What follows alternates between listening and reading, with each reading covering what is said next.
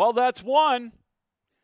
Who would have thought that now Detroit has a chance to take the series in the rubber match this afternoon, as they won last night 4-1 over the best team in the American League. That's the Tampa Bay Rays. You got to believe, right? I'm holding on, grasping for straws, holding on to that last little bit of hope for the Tigers. Good day, everybody. Yours truly, Captain Lou, with another edition of Tigers Daily in partnership with the Pan Arch Network. Want to take a moment to invite those of you that haven't subscribed to Tigers Daily here on our podcast. Hit that subscribe button and be a part of the family. We talk all things Tigers, the good, the bad, everything in between, what's going on and off the diamond, all of that, the games from the day before, and take a sneak peek at what's ahead for the Tigers.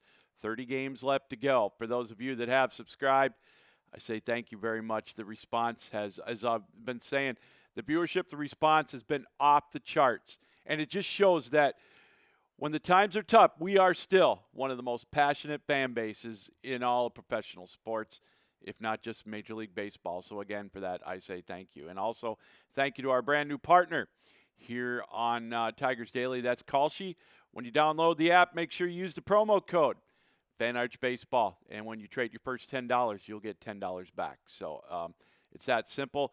With September around the corner and the stretch run, all the games are tradable on Kalshi. So that's right. The Tigers won one last night as they snapped the losing streak and at least maintained the deficit in the American League Central and in the wild card with a 4-1 win over the Tampa Bay Rays.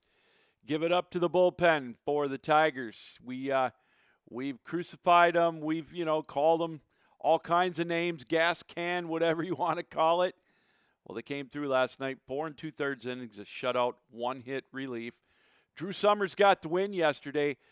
Jackson Jobe only pitched 4 1/3 innings. He kind of struggled a little bit, 84 pitches in that 4 1/3 innings. I'm not surprised. This one I'm not surprised that they pulled him with his pitch count. He's still kind of getting back, if you will, after that Tommy John surgery, and I think they're going to handle him with kid gloves the rest of the way, like I've said, and I think most of you have agreed. Probably only going to see 80 to 90 pitches, 90 pitches at the most out of Jackson Jobe the rest of the year, as as much as we want to say we're in contention, and we're not mathematically eliminated, I think they're going to look to him probably more for 2027 or when the baseball season resumes, right? But anyways, 84 pitches, so you got to hand it to the bullpen. They came in and shut him out, as I mentioned, 1 hit in those last 4 2/3 innings. And so the Tigers now in the season series have won 4 out of 5 from the best team in the American League. Who would have thought, right? And they manufactured their runs. We got a home run from Max Clark, his first one at Comerica Park. So congratulations to Max. The Wonder Max, if you will, Super Max, gave the Tigers the lead. And then Gleyber Torres manufactured a run as well in that inning. He got on base with a single, then took second on a balk, and then scored on a throwing error off the bat of Kevin McGonigal. So Tigers win one. And now they go for the series win, as I mentioned, this afternoon, as it could be Troy Melton, 7-2. He's going up against Freddie Peralta, who's struggled this year in the major leagues. He's, I think, 5-11, 6-11, something like that. So he's been struggling. I think his ERA in the last 7 starts is somewhere around 6.43, or his last 5 starts, whatever. So going for the series win. That's the good news for the Tigers. The bats were, kind of woke up a little bit. Torkelson got a couple of hits yesterday, so it was nice to see him get off the schneid a little bit. And so the Tigers, as I mentioned, bats woke up just a little bit as they look to try to get that series win. Let's see. Hao Yu Lee again, 1 for 4. He's establishing himself. He's going to be a keeper. As of right now, he's looking like he'll be a main keeper in 2027. Dingler with another hit, which is good.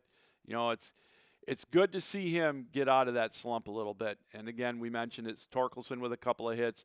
Javi Baez, he also was 1 for 3, scored a couple of runs for the Tigers. So good win for the Tigers. Good to get a little bit of confidence back. So we'll see what they do here in the the series finale 1:10 this afternoon before they have the day off on Thursday.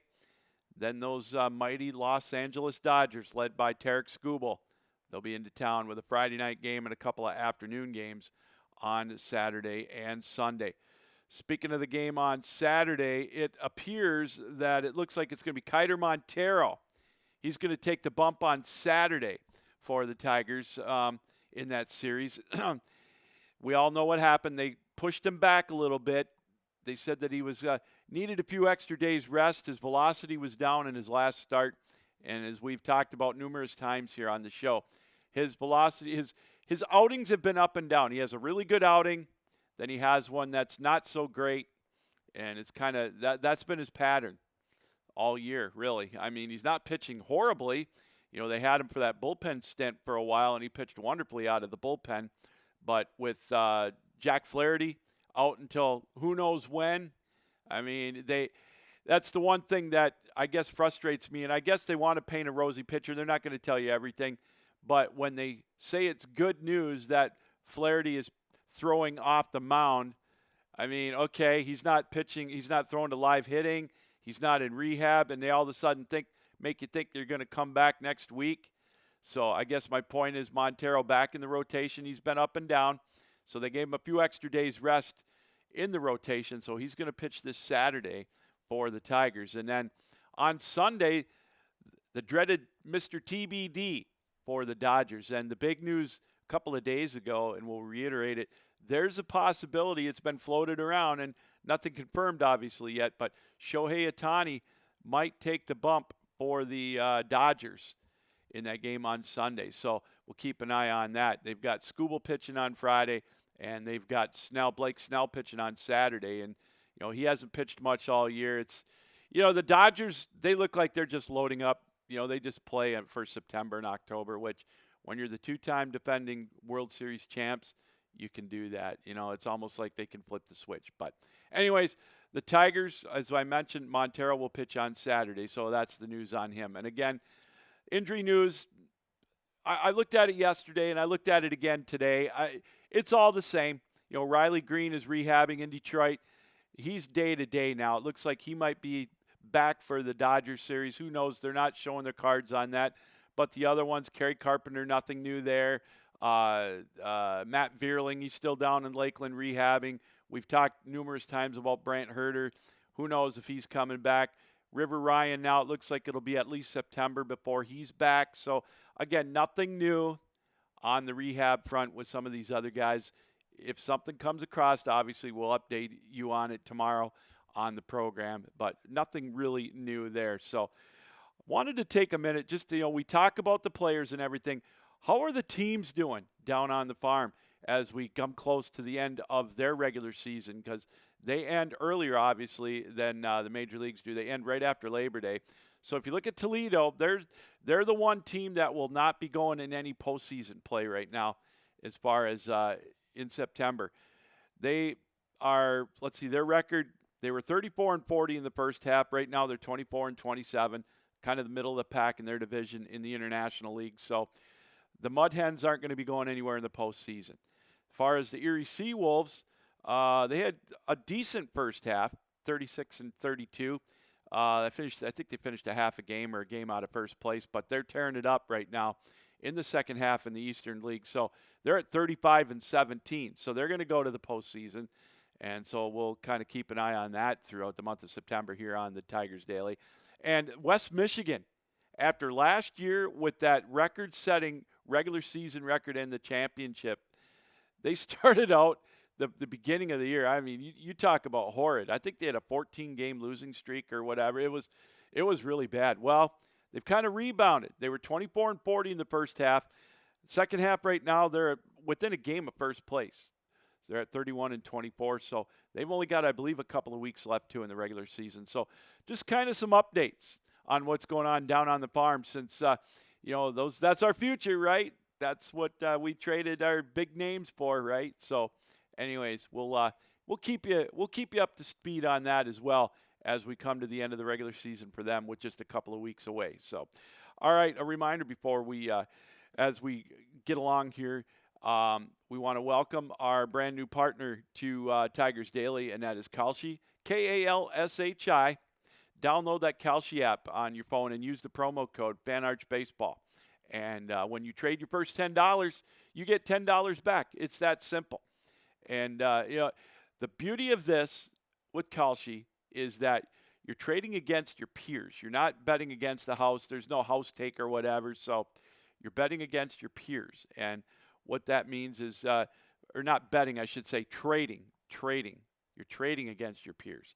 So what that means is that, let's say for the Tigers game today, they're trading at 43%, or I'm sorry, 54%. They're a slight underdog. So if you trade your $10, you'll get like $21.50 back. But if the number goes up higher, you can trade out of it, and you can take your winnings there. So or your profit there. So that's how it is on. That's how it works on Kalshi. And so again, we want to welcome them to the Tigers Daily family. Kalshi. Download the Kalshi app and use the promo code FanArchBaseball. And when you trade $10, you'll get $10 back. So as we move along, I want to talk about something real quick and just kind of get your feedback on this. I was listening to the radio yesterday. I was out traveling around doing my thing, and they were talking about expansion.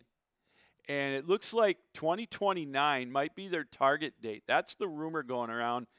And Salt Lake and Nashville were the two teams that they want to expand to make it 32 in Major League Baseball.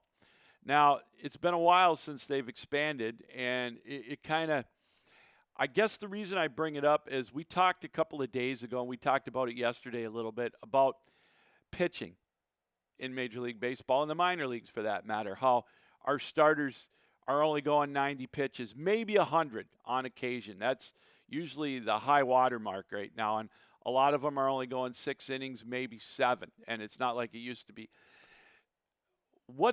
I know why they're doing it. It's greed. There's no other way around it. These owners want to make as much money as they can, and I get it. When you're into a business, that's your number one priority is the profit, make all kinds of money. And Major League Baseball sees that, and they see that opportunity to make the money. So, but my question is, it seems to me that the talent is watered down already. We've got enough AAA ball players and AA ball players wearing Major League uniforms. And as far as a competition standpoint, I think it's a horrible idea. But it sounds like it's gaining ground. And I'd love to hear your feedback today on this, and we'll go over it on the show tomorrow or on Friday whenever you get around to answering. But I think of that, and I see it's like it reminds me, of the NBA and the NHL, the watered down product. You can see it, and in Major League Baseball, it's evident. Look at the batting averages right now. What do we've got? 3 players over 300 in the American League. I mean, it's team batting is at an all-time high, all-time low rather. Strikeouts, you see more and more of it all the time. I mean, the talent level that they have, it's watered down. And so we're going to see what that, we'll see if it comes to fruition, but I just don't like the idea, and I heard it, and it sounds like it's gaining ground. So what do you think? Is expansion a good thing, or should we just leave it be? Or should they contract, although that'll never happen, contract it back down to 28 or whatever, 24 teams. So that's the question that I would like to ask of you. All right, let's take a real quick look at standings in Major League Baseball. Tampa with the loss to the Tigers yesterday didn't lose any ground. As the Yankees blew a lead late, they lost to the Astros, so they're still 3.5 back. The Red Sox now have closed the gap a little bit. They're only 5 out of first place. They're on some torrid streak of like 41-14 in their last 55 games. They were at one time 14 games under 500, and now they're 14 games above. So just kind of keep that in perspective with the Tigers. They were 16 games above 500. They would have had to go that, so, I mean, Boston was able to keep it going where Detroit wasn't when they got to within 1 game of the 500, or where they were at 500. So they weren't able to keep it going. In the Central Division, the White Sox won last night. They're 69 up, 63 down. The Guardians won again. Now, I went to sleep last night. They played out west. They were down 5-0. I'm thinking, all right, the Tigers are going to gain a game on the Guardians and be only 3.5 back. I woke up this morning and saw the score. I just shook my head. I think, here we go. Twins lost, so they're 5.5 out, and the Tigers are 7 out, so the Guardians remain 2.5 back. The Astros now are back on top in the West since they won and the Rangers lost, so the Rangers now are a half game back, and the Mariners are 2.5 back. In the East, the Braves won, the Phillies lost, so the Braves lead back up to 4.5 games. And in the West, or in the Central rather, the Brewers lost, and the Cubs lost, and the Cardinals lost, so nothing changes there. Cubs 5.5 back. And in the West, the Dodgers, they lost, and the Padres lost, and the Diamondbacks won. So real quick, in the wild card, let's take a quick look at that. Detroit is 4.5 games out of the final wild card spot. They've got to climb over 7 teams to get that. The Rangers are a game back. The Orioles 2.5 back. The Mariners, the Twins, and the Blue Jays are all 3 back. And in the National League, the Padres still hold on to that last wild card spot. The Diamondbacks are 1 back, and the Marlins are 4 back. So, all right, that's going to about do it, really, for this edition of Tigers Daily. Oh, one more stat, just in case you were wondering. The Tigers have a 2.5% chance of getting in to the playoffs. So let's cling on to that sliver of hope, right? I know. All right. Being a little sarcastic before you guys all rip on me in the comment section. Just having some fun with it. So, all right. That's going to do it for this edition of Tigers Daily. Tigers go for the series win this afternoon against the Tampa Bay Rays, 1:10 Eastern time. Day off on Thursday. And then the dreaded Dodgers come to town for 3 before the Tigers hit the road for games against the Twins and 4 games against the Guardians next week. All right, until next time, Captain Lou saying keep your heads up, keep your sticks down, keep your feet moving, and as always, keep your minds open. So long.